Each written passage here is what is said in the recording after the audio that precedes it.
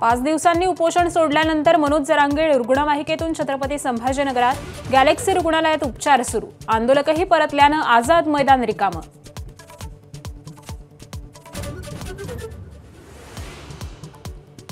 हैदराबाद गॅझेटियरची तात्काळ अंमलबजावणी करण्याचं सरकारचं आश्वासन। मनोज जरांगेंची महत्त्वाची मागणी मान्य। मराठवाड्यातील मराठा बांधवांना मोठा फायदा होणार।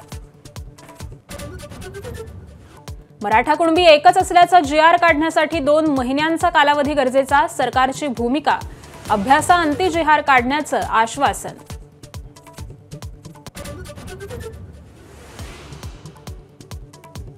मराठा आंदोलनानंतर मुंबई महापालिकेकडून आझाद मैदान परिसरात रात्रभर स्वच्छता मोहीम सुरू। सीएसएमटी चौकही रिकामा।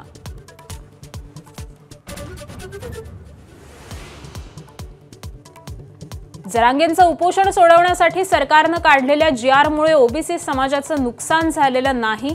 ओबीसी महासंघाची भूमिका, सरकार आमच्याशी चर्चा करेपर्यंत साखळी उपोषण सुरू ठेवण्याचा निर्धार।